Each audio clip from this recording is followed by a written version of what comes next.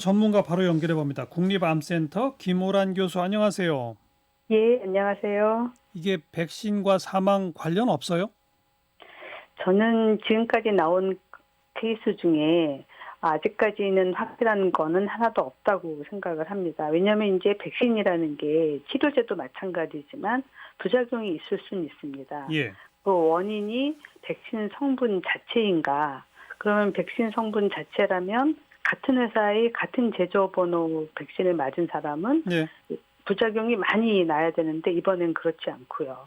그러면 두 번째 원인으로 접종 과정에 문제가 있는가? 예. 그러면 같은 지역의 같은 의료기관에서 부작용 사례가 나와야 되는데 전국적으로 모두 다르기 때문에 그것도 아닌 것 같고요. 그럼 마지막으로 개인의 면역 반응 이상인가? 이 문제는 개인별로 다 부검을 하고 평가를 해봐야 됩니다. 예. 개인의 면역 반응 이상으로 부작용이 나올 수가 있고 이미 이건 알려져 있습니다. 100만 명당 1명 정도, 예. 1000만 명당 1명 정도 가능성이 있다라고 알려져 있는데 예. 그 정도는 우리가 감수를 하고 사용을 하는 거거든요. 예.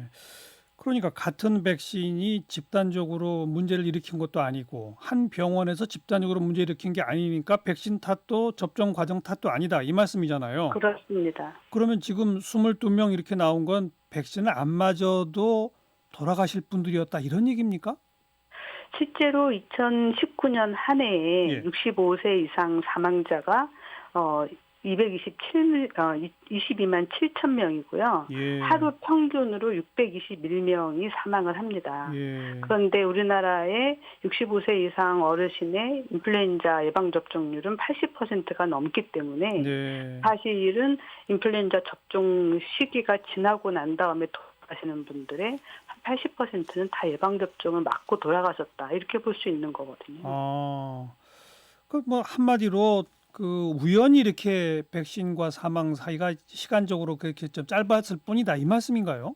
그럴 가능성이 농후해 보입니다. 그런데 왜 의사협회까지 나서서 한 일주일 접종을 잠정 유보하자 이런 권고를 하고 있습니까? 그거는 좀 과한 반응인 것 같습니다. 물론 예방접종을 하고 아나필락시스 같은 쇼크가 올 수 있는데 그건 하루 이내에 나타나는 거고요. 예. 또 길랭바레 신드롬 같은 것도 한 달 정도 지켜봐서 어떤 신경학적 이상이 있는지 봐야 되는 건데 예. 우리가 이런 거 말고 갑자기 불연사가 온다. 이런 경우는 WHO에도 보고된 바가 없고 우리나라도 없습니다. 지금까지. 네. 그러니까 작년, 재작년 뭐 계속 고령자들 무료 접종 해 왔었잖아요.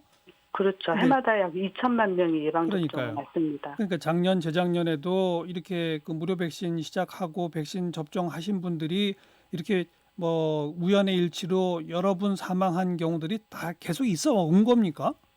2009년 이후에 사망 보고가 25건이 있었는데요. 예. 이 중에 이제 연관성이 인정된 경우는 한 건이었고 네. 그 경우도 이제 신경병증이 발병을 해서 몇 달 동안 입원해 계시다가 사망한 경우였습니다. 방금 표현이 2009년 이후 25이라고 하셨잖아요.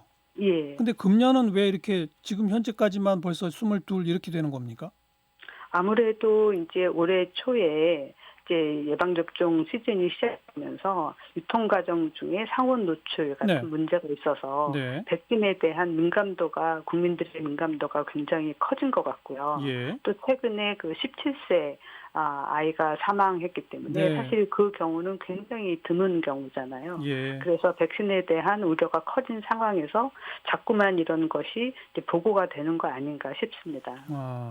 그러니까 과거에도 있었을 텐데 제대로 보고가 안 됐을 뿐이었고 금년에는 자꾸만 이 그 백신 탓인 것보다라고 해서 보고가 더 많았을 뿐이다 이 얘기인가요? 그럴 가능성이 큽니다. 아하. 물론인데 지금까지 보고된 경우 중에 예방접종을 하고 아주 빠르게 몇 시간 내에 사망한 경우에는 혹시 아나필렉시스 쇼기 아닌가 검사를 해볼 필요가 있지만 네. 그 외의 경우에는 좀 연관성이 없어 보입니다. 우리 국민 모두가 너무 지금 민감해 있다 보니까 이런 현상들이 나타난다. 한마디로 우리 기 교수님의 생각은 그거로군요. 예, 그렇습니다.